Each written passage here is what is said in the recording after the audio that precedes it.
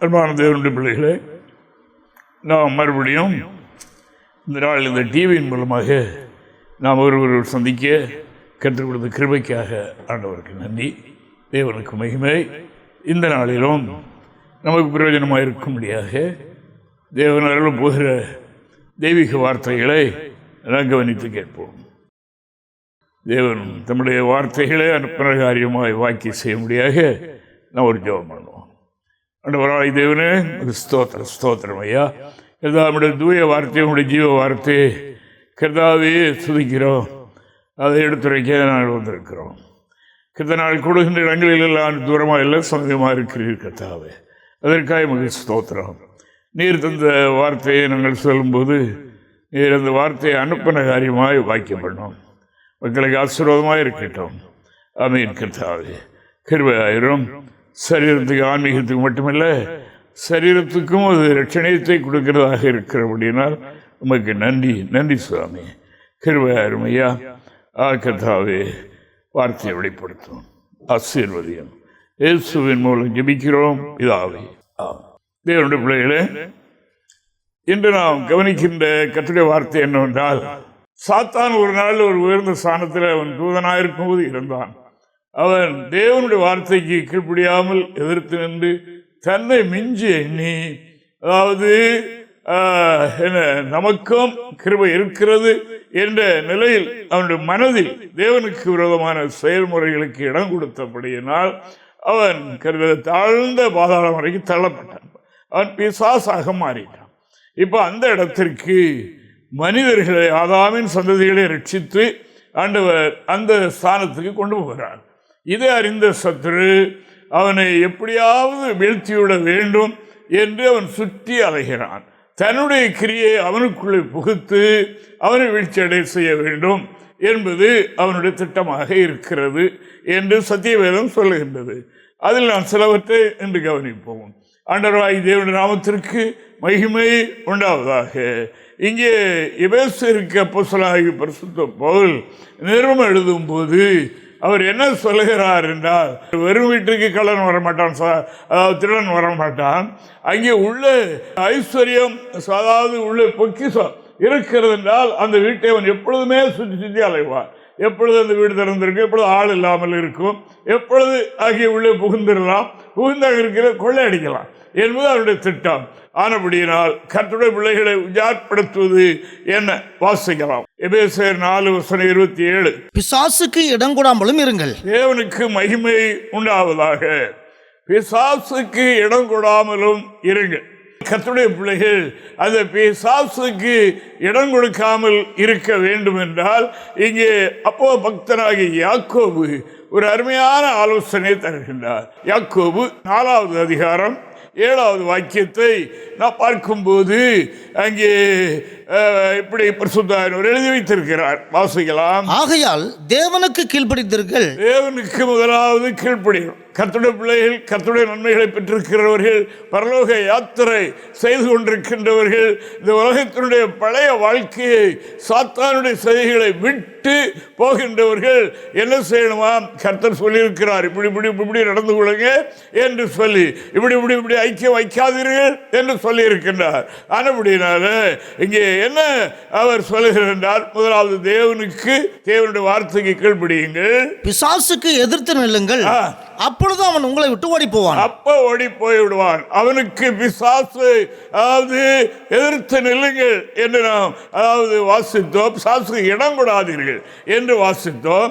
இங்கே என்ன சொல்லப்படுகிறது என்றால், அதாவது முதலில் கவனிக்க வேண்டிய காரியம் நம்மை காப்பாற்ற, நமக்குள் இருக்கிற பொக்கிஷங்களை நாம் பாதுகாத்துக் கொள்ள, தேவன் நமக்கு பரலோகத்தில் வைத்திருக்கின்ற அந்த மகிமையான இடத்தை நாம் கண்டடைந்து அவைகளை அனுபவிக்க, அதாவது என்ன செய்யணும் என்று சொல்லியிருக்கிறார் அல்லவா, அந்த ஆலோசனை கீழ்ப்படியணும். தேவனுக்கு மகிமை. அதில் விட்டுவிட்டு அடுத்தபடியிலே கால் எடுத்து வைத்தால் வீழ்ச்சி உண்டாகும். இன்றைக்கு வீழ்ச்சிகள் எவ்வளவு பாருங்க. தேவனுடைய பரிசுத்த பிள்ளைகள் என்று சொல்லுகிறவர் மத்தியில் எப்படி இருக்கிறது? முன்னிலை பின்னிலை கேடு உள்ளவர்களாக இருக்கிறதை நாம் பார்க்கின்றோம். ஆனபடியினால் இந்த வார்த்தை இன்று நம்மை எச்சரிக்கிறதாக இருக்கிறது. தேவனுக்கு மகிமை. நமக்கு தெளிவை உண்டாக்குறதாக புத்தி சொல்லுகிறதாக இருக்கிறது. கிருபைக்குள் இருக்கிற தேவனுடைய பிள்ளைகளே, கிருபை பெற்ற அன்பர்களே, நாம் கவனிக்க வேண்டிய காரியம் என்ன என்றால், அதாவது பிசாசுக்கு இடம் கொடுத்துடக்கூடாது. அவன் அதை கீழ்ப்படியாமல் ஏற்றிருக்கிற சுபாவம் தன்னை விட மிஞ்சி எண்ணுகிற எண்ணங்களை கொடுத்து தானும் தலைகளாக தள்ளுகிறது. அநேக வீழ்ச்சிகள் ஆதியிலிருந்து உண்டானது அதுதான் என்று நமக்கு தெரியும். தேவனுக்கு ஸ்தோத்திரம் உண்டாவதாக. ஆனபடினால்தான் யாக்கோபு எழுதினார், அது இன்று பிசாசுக்கு ஏற்றிருக்கிற ஊழியம் என்று நிறையா இருக்கிறது. ஆனால் இரண்டாவது தான் அது. முதலாவது அவனுக்கு தெரியும் யார் கர்த்தருக்கு கீழ்ப்படுகிறவர்கள் என்று அவனுக்கு தெரியும். அந்த முறையாக போகிறவரிடத்தில் நெருங்க முடியாது. ஆனபடினால்தான் அதாவது அங்கே சொன்னது முதலாவது நீங்கள் கவனிக்க வேண்டிய காரியம் என்ன, தேவனுக்கு, தேவனுடைய ஆலோசனைக்கு, புத்திமதிக்கு அவர்களுக்கு கீழ்ப்படிவீர்கள் என்று சொன்னால் பிசாசை ஏற்று நிற்கலாம். அவர்களை கண்டு ஓடி போய்விடுவார். ஏற்றுங்கள் அப்படிவன் நடந்து போவான் என்றல்ல, ஓடி போவான் என்று வேதம் சொல்லுகின்றது. அப்படிப்பட்ட அருமையான நமக்கு வார்த்தைகள் நமக்கு இருக்கிறபடியினால் நாம் என்ன செய்யணுமா? 1 பேதுரு புத்தகம் 5ஆம் அதிகாரம் 8-9 வசனங்களை நாம் பார்க்கலாம். தெளிந்த புத்தி உள்ளவர்களாயிருங்கள். முதலாவது தெளிந்த புத்தி. தெளிவற்ற நிலையை சத்துரு கொண்டு வர பார்ப்பான். அப்படினால் தெளிந்த புத்தி உள்ளவர்களாயிருங்கள், விழித்திருங்கள். ஏனெனில் உங்கள் எதிராளியாகிய பிசாசானவன் கெர்ச்சிக்கிற சிங்கம் போல எவனை விழுங்கலாமோ என்று வகை தேடி சுற்றித் திரிகிறான். விசுவாசத்தில் உறுதியாயிருந்து அவனுக்கு எதிர்த்து நில்லுங்கள். உலகத்தில் உள்ள உங்கள் சகோதரிடத்திலே அப்படிப்பட்ட பாடுகள் நிறைவேறி வருகிறது என்று வருகிறது. ஆதியிலிருந்து இந்த விசுவாச பாதையிலே செல்கிறவர்கள், இந்த கிருபைக்கு பாத்திரவான்களாய் அழைக்கப்பட்டவர்கள், கிருபையாகிய பொக்கிஷத்தை பெற்றவர்கள், ஆதி முதற்கொண்டு அதாவது அநேகர் தாக்கப்பட்டவருடைய காரியம் இதுதான். தேவனுக்கு மகிமை. ஆனபடினால விசுவாசத்தில் உறுதியாயிருங்கள். முதலாவது தெளிந்த புத்தி உங்களுக்கு இருக்கட்டும். நீங்கள் அறிந்து கொண்ட அறிவை அவன் மழுக்க வடிக்க அதை பறிப்பதற்காக மயக்க நிலையை கொண்டு வருவதற்கு பெரிய பெரிய பெரிய வார்த்தைகளை அவன் சொல்லுவான். அருமையானவர்களே, அதில் நாம் பார்க்கிறது என்றால் கீழ்ப்படிதல், தேவன் அறிவித்த வார்த்தையை பூரணமாய் விசுவாசிப்பது. அதற்கு மாறாக இன்று எவ்வளோ கள்ளத்தனமான உபதேசங்கள், அதாவது வேறு பாதையில் திருப்பதற்குரிய சத்தியங்கள் என்று சொல்லி மக்களை திருப்புகிறார். அது சாத்தானுடைய ஒரு வேலை. இப்படி அதாவது ஆண்டவர் ஒன்று சொல்ல அவன் அப்படி இல்லை, இப்படி நீங்கள் செய்யுங்கள், அது சரியில்லை, அவர் சொன்னது சரியில்லை என்று சொல்ல, அதாவது நிறைய சத்திய உபதேசங்கள், அதாவது சத்தியம் அல்ல வெறும் உபதேசங்கள், தவறான உபதேசங்கள் நிறைய பரவிக்கொண்டு வருகின்றது. இந்த நாட்களில் நமக்கு இருக்க வேண்டிய காரியம், அதாவது பாவத்திலிருந்து எப்படி விடுதலை பெற்றோம், எப்படி ரட்சிக்கப்பட்டோம், எப்படி வேத வாக்கியம் சொல்லுகிறது என்பதை அறிந்திருக்கிறோம்.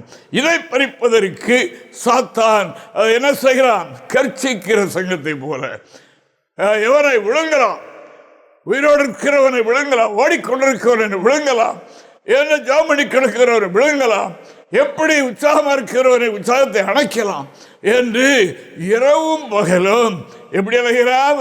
சாதாரண சிங்கத்தை போலல்ல, கர்ச்சி பெண்ணால் பசியாக இருக்கிற சிங்கம் அது கர்ச்சிக்கும், எதிராக கிடைக்கப்படி சாப்பிடலாம். அதே மாதிரி அந்த வார்த்தைங்க அருமையாக பிரஸ்தானம் செய்திருக்கிறார். கர்ச்சிக்கிற சிங்கத்தை போல பகலில் மட்டுமல்ல இரவிலும் அவன் தூங்குகிறதில்லை, சுற்றி கொண்டே இருக்கிறான் என்று வேதம் சொல்லுகின்றது. தேவனுக்கு மகிமை. என்ன செய்வான்? கர்த்தர் சொன்னதை மாற்றி சொல்லி அவர்களை மகிமையை விட்டு வெளியே கொண்டு போய் விடுவான் என்று ஆதியாகமத்தில் நாம் இப்படி பார்க்கிறோம். ஆதியாகமம் 3ஆம் அதிகாரம் 1 முதல் சில வசனங்கள் 5 வரைக்கும் கூட நான் பார்த்தால் நல்லது. வாசிப்போம். தேவனாகிய கர்த்தர் உண்டாக்கின சகல காட்டு ஜீவன்களை பார்க்கிலும் சர்ப்பமானது தந்திரமுள்ளதாயிருந்தது. அது ஸ்திரியை நோக்கி, நீங்கள் தோட்டத்தில் உள்ள சகல விருட்சங்களின் கனியையும் புசிக்க வேண்டாம் என்று தேவன் சொன்னதுண்டோ என்றது. எப்படி பண்ணுகிறான் பாருங்க, அவனுடைய தந்திரம் எப்படி அவனுக்கு தெரியும். இதை புசித்தால் தேவார்த்தை மீறினால் அவ்வளவுதான், சோலி முடிஞ்சிடும். அப்படினால் அதை கேட்கிறான். இதை சாப்பிடக்கூடாதுன்னு சொன்னாரோ என்று கேட்கிறான். இந்த அம்மா என்ன சொல்றாங்க வாசிக்கலாம். ஸ்திரீ சர்ப்பத்தை பார்த்து, நாங்கள் தோட்டத்தில் உள்ள விருட்சங்களின் கனிகளை புசிக்கலாம், ஆனாலும் தோட்டத்தின் நடுவில் இருக்கிற விருட்சத்தின் கனியை குறித்து தேவன் நீங்கள் சாகாதபடிக்கு அதை புசிக்கவும் அதை தொடவும் வேண்டாம் என்று சொன்னார் என்றாள். அப்பொழுது சர்ப்பம் ஸ்திரியை நோக்கி, நீங்கள் சாகவே சாவதில்லை, நீங்கள் இதை புசிக்கும் நாளிலே உங்கள் கண்கள் திறக்கப்படும் என்றும் நீங்கள் நன்மை தீமை அறிந்து தேவர்களைப் போல் இருப்பீர்கள் என்றும் தேவன் அறிவார் என்றது. இந்த வார்த்தை அந்த அம்மா உள்ளத்தில் உள்பிரவேசித்து விட்டது என்று நாம் காணுகின்றோம். தேவனுடைய வார்த்தைக்கு கீழ்ப்படியாமல் அங்கே வந்து விட்டது. அங்கே பிசாசுக்கு இடம் கொடுத்து விட்டார்கள் என்று நாம் காணுகின்றோம். அந்த வார்த்தைக்கு எதிர்த்து இருக்க வேண்டும் அல்லவா? ஆண்டவர் சொல்லியிருக்கும் போது அப்பறவோ சாத்தானே என்று சொல்லாமல் அதற்கு கொஞ்சம் செவி கொடுத்த உடனே இவளுக்கு விளங்குகிற மாதிரி அந்த புத்தி தெளிவு அது மாறி வேற நிலைக்கு போகுது. ஓஹோ, அப்படி இருக்குமோ, அவரை போல நாம் ஆகிவிடக்கூடாது என்று பொறாமையில் அப்படி செய்கிறாரோ என்று எண்ணிய உடனே அவருடைய கண்கள்லாம் திறந்துட்டு, அவன் சொன்னது பாவக்கண் திறந்துட்டு. அதுவரைக்கும் நிர்வாணிகளாகத்தான் இருந்தார்கள். வெட்கம் கூச்சம் ஆனம் ஒன்றும் இல்லை. ஆண்டவருடைய மகிமை அவர்களை மூடியிருந்தது. இதுவரைக்கும் ஆண்டவருடைய வார்த்தையை கை கொண்டு வார்த்தைக்கு நடுங்குகிறவர்களை நோக்கி பார்க்கிற தேவன் அவர்களை அப்படி வைத்திருந்தார். அவருடைய எண்ணங்களெல்லாம் பார்வையெல்லாம் பரிசுத்தமாகவே இருந்தது. இப்போ பாவ கண் திறந்துட்டு சாத்தானுடைய வார்த்தைக்கு செவி கொடுத்தபடியினால், அவனுடைய வார்த்தைக்கு கீழ்ப்படிந்தபடியினால அங்கே என்ன ஆயிற்று? தேவ மகிமை கர்த்தருடைய வார்த்தைக்கு மீறியாச்சா அவருடைய மகிமை எடுத்துருவார். அது விலகிறோம். அப்புறம் என்ன பெரிய, அதாவது இப்போ பெரிய ஆள் என்ன நினைப்பான்? அவன் சொன்னான், சாத்தா தேவர்களைப் போல தேவனைப் போல ஆகிவிடக் கூடாது என்பதற்காக அவர் அப்படி சொல்லியிருக்கிறார். ஆனபடியினால் நீங்கள் செய்ய வேண்டியது என்ன? அதை சாப்பிடுங்க. சாப்பிட்டா தேவர்களை மாதிரி ஆகிருவீங்க. உங்கள் கண்ணெல்லாம் திறந்துடும், பெரிய ஆளாகிடும். சாத்தானுடைய பயங்கர திட்டம் இது என்று நாம் காணுகின்றோம். அப்படி அதை மனதில் ஏற்றுக்கொண்ட உடனே தேவ மகிமை போயிட்டு வெட்கம் மானம் நிர்வாணிகள் என்ற நிலையில் ஓடி ஒழிக்க ஆரம்பித்தார்கள். தேவனுக்கு ஸ்தோத்திரம். அவர்கள் தேவனை எப்பொழுது வருவார், குளிச்ச நேரம் ஆயிற்று வரப்போறார் எதிர்பார்த்து மகிழ்ந்திருந்தவர்கள் இப்பொழுது எங்கேயோ ஒழித்து கிடக்கிறார்கள். தேவனுக்கு மகிமை.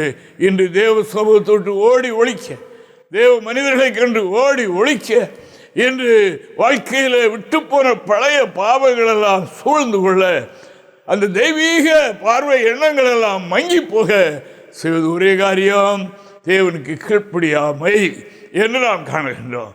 தேவனுக்கு கீழ்ப்படியாத வரைக்கும் அவர்கள் ஒரு நன்மையும் பெற மாட்டார்கள். பூமியிலேயே அவர்கள் வேதனை அனுபவிக்கக்கூடிய சாபத்தை வாங்கிவிட்டார்கள் என்று நாம் பார்க்கின்றோம். தேவனுக்கு மகிமை. ஆசீர்வதித்த தேவன், ஆசீர்வாதமாக அவர்களை உயர்த்தி வைத்திருந்த தேவன், இன்னும் உயர்த்துவதற்கு அவர்களை ஆண்டவர் வைத்திருந்த அந்த சூழலில் இவர்கள் தேவனுடைய சொல்லை மீறி சாத்தானுக்கு இடம் கொடுத்து விட்டார்கள்.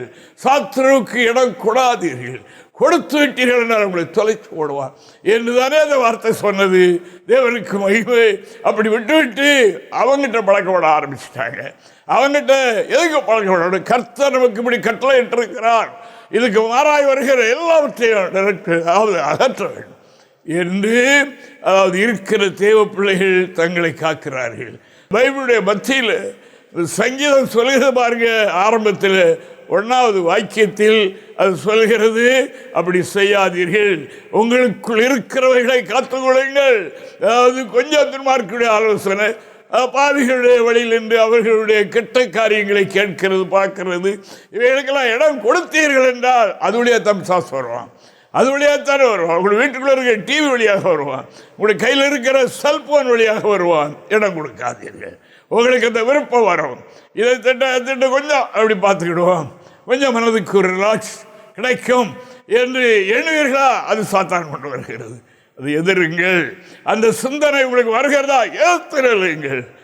அதை கையில் எடுக்காதீர்கள், பார்க்காதீர்கள், மனதுக்குள்ளே அதை விரும்பாதீர்கள். வேதம் சொல்லுகிறது, வாசிங்கத 1ஆம் சங்கீதம் 3 வரைக்கும், துன்மார்க்கருடைய ஆலோசனை நடவாமலும், பாவிகளுடைய வழியில் நில்லாமலும், பரியாசக்காரர் உட்காரும் இடத்தில் உட்காராமலும், கர்த்தருடைய வேதத்தில் பிரியமாயிருந்து இரவும் பகலும் அவருடைய வேதத்தில் தியானமாயிருக்கிற மனுஷன் பாக்கியவான். இவர்கள் பிசாசுக்கு இடம் கொடுக்க மாட்டார்கள். இவர்கள் கிடைக்கிற நேரங்களில் தியானம் எங்கே? வேதத்தில், கர்த்தருடைய சத்திய வேதத்தில். இவர்களுடைய ஆராய்ச்சி, இவருடைய வாஞ்சை எல்லாம் அங்கே போகிறனால அங்கே சாத்தான் எட்டி பார்த்துட்டு வழி இருக்கா என்று அவன் பார்க்கிறான். ஆனால் இவர்கள் இந்த துன்மார்க்க கூட்டத்துக்கு போகாமல் அவருடைய ஆலோசனை கேளாமல் சிலர் வியாபாரம் பண்ண இது பண்ண, அதாவது அறிவாளிகள், படித்தவர்கள், பட்டதாரிகள், எல்லாம் தெரிந்தவர்கள், அதாவது உலகத்துக்குள்ள இருக்கிறார்கள், அவர்களே நாம் பார்க்கணும். அவர்கிட்ட ஒரு ஆலோசனை கேட்போம், இதை இப்படி செய்யலாமா கேட்டு படுகொலையில் விழுந்தவர்கள் எத்தனை பேர். அருமையானவர்களே, பிசாசுக்கு இடம் கொடாதீர்கள். இந்த ஏவாள் பிசாசுக்கு இடம் கொடுத்தாள். அவன் சுற்றி கொண்டே இருந்தான். அவன் கிறிஸ்துகிற சங்கத்தை போல இந்த அருமையான இந்த செழிப்பான தோட்டத்தை விட்டு எப்போ விரட்டலாம், இவர்களை எப்பொழுது பால்படுத்தலாம் என்று அவன் எண்ணி சுற்றிக்கிட்டே இருக்கிறான். அவனுக்கு பொறாமை பார்த்தானே. ஆண்டவர் இயேசு பிதாவாகிய தேவன் நம்முடைய குமாரனை மனுமக்கள் மேல் அன்பு கூர்ந்து பூமிக்கு அனுப்பி அவர்களை பரிசீலித்து அவர்கள் மூலமாக ஒரு உன்னதமான ஆசீர்வாதத்தை மனிதனுக்கு கொடுக்க வந்தார். அதை இப்பொழுது பெற்றிருக்கிறவர்களை எப்படி கவிழ்க்கலாம், எப்படி அவர்கள் மகிழ்ந்து ஜெபம் பண்ண போனால் ஒரே சந்தோஷம், ஒரே மகிழ்ச்சி, ஆராதிக்க போனால் அப்படி, அதாவது வேதத்தை எடுத்தால் அப்படி இருக்கிறது, எப்படி நாம் கவிழ்க்கலாம், பறித்து விடலாம் என்று சுற்றி கொண்டு எதிராளி, உங்கள் எதிராளி என்று தான் எழுதியிருக்கிற சிநேகம் கிடையாது. சிநேகிக்கிறவர் இயேசு ஒருவர். ஆரம்பிக்கிறார், எதிராளி சுற்றி அலைகிறான் பட்டயத்தை வைத்துக் கொண்டு, வாயை விரிவாய் திறந்து கொண்டு முழுங்குகிறதுக்கு ஓடிக்கிட்டு இருக்கிறான். இடம் கொடுத்துறாதீங்க, இடம் கொடுத்தா முடிகிறோம். ஆனபடியினால் இன்று நமக்கு தருகிற ஆலோசனை அடுத்த நான் வாசத்தோம். யாக்கோபில் என்ன வாசத்தோம்? அதாவது தேவனுக்கு கீழ்ப்படியுங்க. இதுவரைக்கு நீங்கள் அறிந்து கொண்ட சத்தியத்துக்கு மாறாக எது வந்தாலும் எதிர்த்து நில்லுங்கள். அதாவது முதலாக கர்த்தருடைய வார்த்தை கீழ்ப்படிந்துவிட்டு அப்படிப்பட்ட துராலோசனைகளுக்கு இடம் கொடுக்காமல், பாவிகளுடைய வழியை பின்பற்றாமல், அவர்கள் நிற்கிற இடத்திலே நிற்காமல், அவர்களுடைய மாதிரியை நோக்காமல், அவைகளை மனதில் எதிர்த்து நிற்கின்றவர்கள் தங்களுடைய கிருபையை போக்கடிக்க மாட்டார்கள். தங்களுக்கு தேவன் வைத்திருக்கிற கிருபையை பற்றி கொள்வார்கள் என்று இறைவாக்கு சொல்லுகின்றபடியினால் ஆண்டவரை துதிக்கிறேன். தேவனுக்கு மகிமை. ஆனபடினால் அவர் முதல் கேள்வி கேட்கிறார் பாருங்க, இந்த கரியை செய்யக்கூடாதுன்னு சொன்னாரோ அதில் தானே சேருக்கு. ஆனபடினால் அப்படி அல்ல, இதெல்லாம் அந்த காலத்து பட்டிக்காட்டு தனமையா என்று அதுக்குரிய மனிதர்களை சர்ப்பங்களின் சர்ப்ப ரூபத்தில் வராது, அதாவது மனித ரூபத்தில் வருகின்றது. அவர்களுடைய நாவின் கீழே பாம்பின் விஷம் இருக்கின்றது, தீண்டிடுவாங்க, அதோட ஆத்மா க்ளோஸ் பண்ணிடுவோம் சாத்தான். ஆனபடியால் அதற்கு இடம் கொடுத்து விடாதீர்கள் என்று வேதம் சொல்லுகின்றது. துன்மார்க்க கூட்டங்கள் அவர்கள் எவ்வளவு பெரிய அறிஞனாக இருந்தாலும் சரி அங்கே போகாதுங்க. உங்களுடைய ஆலோசனை தருவதற்கு நமக்குள்ளே ஒருவர் இருக்கிறார்.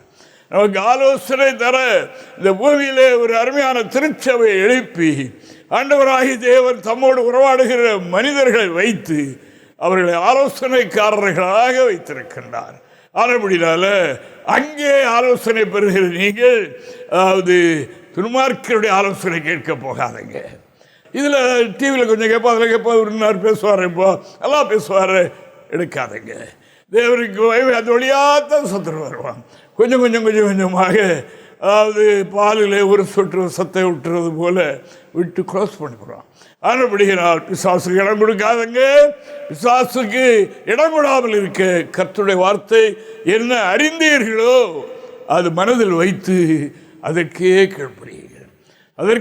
கீழ்ப்படியுங்கள். சத்துருவோடு டைம் எடுக்காதீர்கள். அவனோட ரொம்ப நேரம் பேச விரும்பாதீர்கள். அதில் கவனமாக இருங்கள். அன்று அப்படி நடந்தது.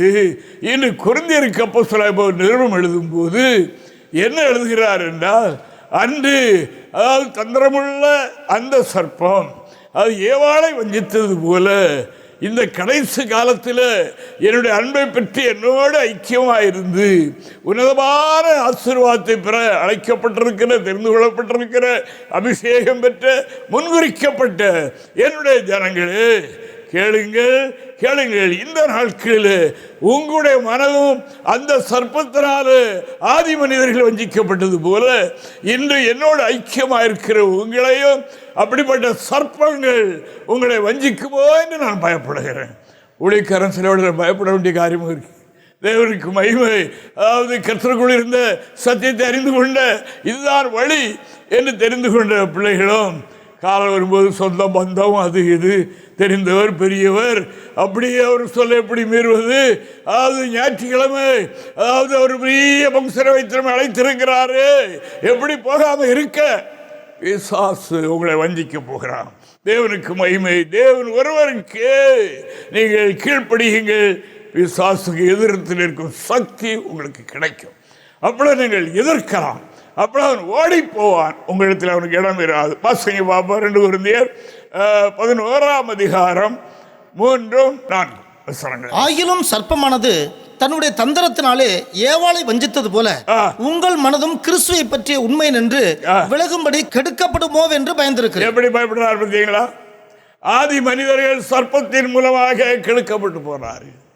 அவளுக்கு சுக வாழ்க்கை போனது. ஏதேனிலே எவ்வளவு அருமையான ஒரு வாழ்க்கை, எவ்வளவு மகிழ்ச்சிகரமான ஒரு வாழ்க்கை. உலகத்துக்குரிய நன்மைகள் மட்டுமல்ல, தேவன் அப்போ அவர்களோடு கொஞ்சம் குலாவி அவர்களை மகிழ பண்ணி சிரிக்க பண்ணி அவர்களை வைத்திருந்தாரே. இப்பொழுது அதாவது சாத்தானுக்கு அவர்கள் செவி கொடுத்தபடியினால், கீழ்ப்படிந்தபடியினால், அவைகளை மனதில் எடுத்தபடியினால், அப்படி இந்த நாட்கள் அநேகரை சாத்தான் அப்படி செய்கிறான் தெளிவற்ற நிலையில். அப்படினாலும் சபைக்கு அவர் எழுதினார், தெளிந்த புத்தியுள்ளவர்களாயிருங்கள் என்று அவர் சொன்னார். தெளிந்த புத்தியுள்ளவர்களாயிருந்தால் சத்துரு கொண்டு வருகிற அந்த அஸ்திராயுதம், அந்த ஏவுகணைகளை அவன் அறிந்து கொள்வான். அதான் அப்போஸ்தலர் சொன்னார், சாத்தானுடைய தந்திரங்கள் நமக்கு தெரியாதவைகள் அல்லவே, இதெல்லாம் பரிசுத்தவான்கள் அறிந்தவைகள். இது சாத்தானுடைய காரியம். பிசாசு வருகிறான், இன்னார சாத்தான் நமக்கு அனுப்பியிருக்கிறான் நம்மளை வீழ்த்துறதுக்காக என்று அறிந்து நாம் தெளிவாக இருந்து அவனை எதிர்க்கணும். அப்பொழுது ஓடி போவான், ஓடியே போவான், நடந்து போக மாட்டான், ஓடிடுவான். ஆனபடினால் அருமையான தேவனுடைய பிள்ளைகளே, திருச்சபையின் அங்கங்களே, மேலான சத்தியத்தை அறிந்து இந்த நாளில் பாவத்தை விட்டு விலகி தேவனுக்காக வாழ்கின்ற புதிய எருசலேம் தேவனுடைய பிள்ளைகளை உங்களுக்கும் நான் சொல்லுகின்றேன். அதாவது பிசாசுக்கு இடம் கொடுக்காதங்க. நாம் தேவனுடைய பிள்ளைகளாயிட்டோம். அதாவது கர்த்தருக்கு பிரியமில்லாத என்று எதைகளை விட்டோமோ, எவைகளை அகற்றினோமோ அதை திரும்ப விரும்பாதீர்கள். இந்த உலகத்தாரை போல உலக அமைப்புக்காக வாழ வேண்டும் என்று விரும்பாதீர்கள். அது சாத்தானுடைய வேலை. அவன் கொஞ்சம் கொஞ்சமாய் நெருங்கி வந்து நம்ம என்ன செய்வான்? முழுங்கிடுவான். தேவனுக்கு மகிமை. இடம் கொடுக்காதீர்கள். பரலோகம் என்றால் அவ்வளவு ஒரு சீப்பான காரியம் அல்ல, ரொம்ப கடினமான காரியமும் அல்ல. அதற்கு செய்ய வேண்டிய அஸ்திவாரம், அதற்கு செய்ய வேண்டிய முதல் காரியம் தேவனுடைய விருப்பத்தை நிறைவேற்றி அவருடைய வார்த்தைக்கு கீழ்ப்படிவது. அவருடைய வார்த்தைக்கு கீழ்ப்படிவது. இளைஞர்களே, மூப்பருக்கு கீழ்ப்படியுங்க என்று வேதம் சொல்லுகின்றது. அப்படி நீங்கள் கீழ்ப்படிந்து நடப்பீர்கள் என்றால் கர்த்தர் உங்களை மேன்மைப்படுத்துவார். மேன்மைப்படுத்த அழைத்திருக்கிற அப்படிப்பட்ட ஒவ்வொரு நபர்களையும் முழங்குவதற்கு அவன் என்ன செய்கிறான்? சுற்றி கொண்டே இருக்கிறான் என்று தேவாக்கு சொல்கின்றார். தேவனுக்கு மகிமை. லேலுயா லேலுயா. ஆண்டவர் சாத்தானிடத்தில் கேட்டார், எங்கிருந்து வருகிறாய் என்று கேட்டார். அவன் என்ன சொல்றான்? உலகம் முழுவதும் சுற்றி வருகிறேன். உலகத்தில் முழுவதும் சுற்றி வர எங்கே? நீதிமான் எங்கே இருக்கிறார்? எங்கே கர்த்தருடைய வார்த்தை கீழ்ப்படுகிறவன் இருக்கிறான்? கிழக்கு நேரங்களெல்லாம் முழங்கால் போட்டு ஜெபம் பண்ணி கொண்டே இருக்கிறான். எப்போ பார்த்தாலும் கையில் வேதாகமத்தை வைத்து கொண்டு படித்து கொண்டு இருக்கிறான். அவன் எங்கே இருக்கிறான்? அவனை முழங்கணும், அவனை கிடைக்கணும். அதற்கு அவர் செய்கிற காரியம் அவனுக்குள்ளே அதாவது எண்ணங்களிலே மாற்றத்தை கொடுத்து அவனை கீழ்ப்படியாமல் ஆக்கி, கொஞ்சமாக ஒரேடியாக இருக்காது, கொஞ்சம் கொஞ்சமாக அப்படி தன்னை பற்றி ஒரு பொருட்டாக எண்ண வைத்து இப்படி அவன் கெடுத்து போட்டார் நிறைய பேர். நாம் இந்த ஆவிக்குரிய ஜீவியத்தில் கண்டறிந்த காரியம் கொஞ்சம் இந்த 56 ஆண்டு காலமாக அறிந்திருக்கிறோம் கொஞ்சம். ஆனபடினால் வேதத்தில் எழுதி தந்திருக்கிறது, இஸ்ரவேல் ஜனங்கள் அவர்கள் எகிப்தின் அடிமைத்தனத்தில் மிருகங்களைப் போல அடிமைகளாக வாழ்ந்தார்கள், நடத்தப்பட்டார்கள். எந்த ராத்திரி எழுப்பினால் ஒரு மிருகத்தை எழுப்பினால் அதுக்கு வேலை கொடுத்தால் வண்டி ஏர் போட்டு அங்கே போனா போனோம். அப்படி இருந்தவர்களை விடுதலையாக்கினார். விடுதலை கிடைத்த உடனே அவர்கள் என்ன செய்தார்கள்? உட்கார்ந்து விளையாட வைக்க பாவம் செய்ய ஆரம்பிச்சிட்டாங்க. ஆண்டவராய் தேவன் பார்த்தார், எத்தனையோ நன்மைகள், எவ்வளோ ஆலோசனைகள் கொடுக்கப்பட்டது. ஆனால் விடுதலை கிடைத்து கொஞ்சம் ஃப்ரீ ஆன உடனே அவர்கள் என்ன பண்ணிட்டார்கள்? தேவனை மறந்து விளையாட்ட ஆரம்பிச்சிட்டாங்க.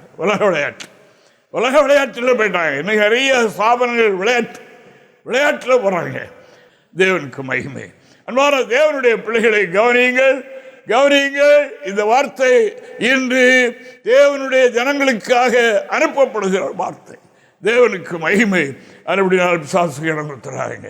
இன்று நாம் பார்க்கிறோம் அல்லவா, நம்மோடு கூட பம்பிட்டு சித்து பண்டிகை கொண்டாடி எல்லாம் செய்து வலதுகை அந்நியத்துக்கு இடமாக வலதுகை கொடுத்து எல்லாமே பண்ணினவர்கள், அதாவது நம்மை காட்டி கொடுக்க அல்லது நமக்கு எதிராக பலத்தையிட மார்பலம் பாயுதுன்னு சொல்லுவாங்க கிராமத்தில். அந்த மாதிரி நன்மை பெற்றவர்கள் அவர்களெல்லாம் மறக்க வைத்து தெளிவில்லாத புத்தியாக்கி தெளிந்த புத்தியை இழந்து அவர்கள் வேறு நிலையில் போவதற்கு காரணம் என்ன? பிசாசுக்கு இடம் கொடுத்ததனால்தான். தேவனுக்கு மகிமை. ஆண்டவருக்கு பிரதானமாய் 12 அப்போஸ்தலர்கள் உண்டு. அதில் ஒன்று யூதாஸ் என்று நாம் காணுகின்றோம். யூதாசும் தேவனால் தெரிந்து கொள்ளப்பட்ட பிரதான ஒரு மனுஷன். அப்போஸ்தல ஊழியத்தில் முதல் பதவி பெற்றவர். பிசாசுக்கு யார் இடம் கொடுத்தாலும் சரி முழுங்கிடுவான். யோவான் சுவிசேஷம் 13ஆம் அதிகாரம் 2வது வாக்கியத்தை வாசிக்கும் போது யூதாசை அவன் என்ன பண்ணினான்? ஒரே நாளில் அல்ல, கொஞ்சம் கொஞ்சமாய் தோண்டினான். என்ன தோண்டினான்? 30 காசு கிடைக்குமே என்னை ஒரு பணப்பையை சுமக்கிற பொக்கிசதார் ஆனப்படினால அந்த 30 காசை வாங்கி இதோடு கூட சேர்த்து போட்ட பணம் சேருமே என்று பண ஆசை அப்போஸ்தலனா இருந்தாலும் என்ன வந்துட்டு பண ஆசை. அதாவது உள்ள இருக்கிற பொக்கிசத்தை மறந்துட்டு அப்படி எண்ணி அவனுடைய தூண்டுதலுக்கு இடம் கொடுத்தபடியினால் அவன் என்ன செய்தான்? உள்ளே பூந்துட்டான் அப்படின்னு எழுதியிருக்கு. நாங்க வாசிப்போம். சீமோனின் குமாரனாகிய யூதாஸ் காரியோத்து அவரை காட்டிக் கொடுக்கும்படி பிசாசனவன் அவன் இருதயத்தை தூண்டின பின்பு தேவனுக்கு மகிமை. ஏன்னா ஆயிட்டான். தூண்டி தூண்டி தூண்டி தூண்டி தூண்டி நெருக்கி அங்கேயே முதலாவது சொன்னார், என்ன ஒருதன் காட்டி கொடுப்பான். அப்போ சீடர்களுக்கெல்லாம் ஒரே கலக்கம். அப்போ இயேசுவின் மார்பில் சாய்ந்து கொண்டிருந்த அன்பான சீசனிடத்தில் கேட்க சொன்னார்கள், அது யார்? ஆண்டவர் சொன்னார், இந்த துணிக்கையை துவைத்து யார் கையில் கொடுக்கிறேனோ அவன் தான் அந்த ஆள். அவன் புறவாமல் இருந்தால் நலமாக இருக்குமே. ஆனால் ஒருவனை காட்டி கொடுக்கணும். ஆனால் இவனாக இருக்கக்கூடாது, இவன் அதற்கு இடம் கொடுக்கக்கூடாது என்று சொன்னார். தேவனுக்கு மகிமை. அவன் இடம் கொடுத்தபடினால் தினமும் தூண்டுதல். காலையில் எழும்பி தூக்கத்தோடு எழும்பினோன்னு 30 காசு கிடைக்கும், 30 காசு கிடைக்கும். இப்படியே அவனால் இரவு பகலும் சுற்றி அலைகிறாரு. யாரும் முழுங்கலாம் அவனுடைய பதவியில் இருந்தவனை வீழ்த்தலாம் என்று ஓடிக்கிட்டு அலையும். அப்படினால் இடம் கொடுத்தான், தூண்டுதலுக்கு இடம் கொடுத்தான். அதை பாதியிலேயே முதல்ல விரட்டியிருந்தால் அவன் ஓடிடுவான். அதுக்கு இடம் கொடுத்தபடினால் அப்படியே நெருக்கி முழுங்கிட்டான். என்மனி இருக்காத சத்துரு என்று சொன்னான். அவன் தற்கொலை பண்ண வைத்தான், முழுங்கிட்டான். இவைகளாம் சுருக்கமான ஆலோசனை. தேவனுக்கு மகிமை. அன்பான தேவனுடைய பிள்ளைகளே, நாம் யார், எதற்காக அபிஷேகிக்கப்பட்டோம், எங்கே போய்கொண்டிருக்கிறோம் என்கிறதை மனதில் வைத்து பிசாசை எதிர்க்க எப்பொழுது தெளிந்த புத்தியாக இருப்போம். கர்த்தர் அனைவரையும் ஆசீர்வதிப்பார்கள். ஜெபிப்போம். ஆண்டவரே ஸ்தோத்திரம்பா. அன்பான ஆண்டவரே, நேர் கொடுத்த வார்த்தையை நாங்கள் சிறிது தியானித்தோம். உங்களுடைய வார்த்தை ஆவியாக ஜீவனாக இருக்கிறது. ஆண்டவரே தேவனே, உங்களுடைய வேதம் பேசும் என்று நாங்கள் பார்க்கின்றோம். இந்த வார்த்தைகள் கேட்ட உலகில் ஆழமாய் பதிந்து பேசட்டும், நல்ல பலன் கொடுக்கட்டும் சுவாமி. அப்படிப்பட்ட சூழ்நிலைகள் இருந்தால் அவைகளை எதிர்க்க சக்தி கொடுக்குங்க. எல்லாவற்றுக்கு மேலாக அவருடைய திருவசனத்துக்கு கீழ்ப்படியணும்.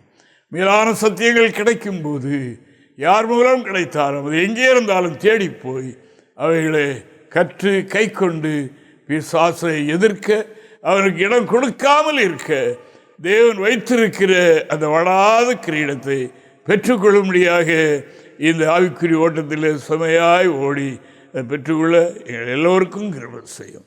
இப்படி நாம் மிகப்பட்டு அப்படிப்பட்ட ஒரு கூட்டத்தை கர்த்தர் ஆயத்தப்படுத்தும். அதனால் சத்தியத்தின்படி செய்ய வல்லமையுள்ள ஒரு கூட்டத்தை கடைசி காலத்தில் எழுப்புவேன் என்று சொல்லியிருக்கிறேன்.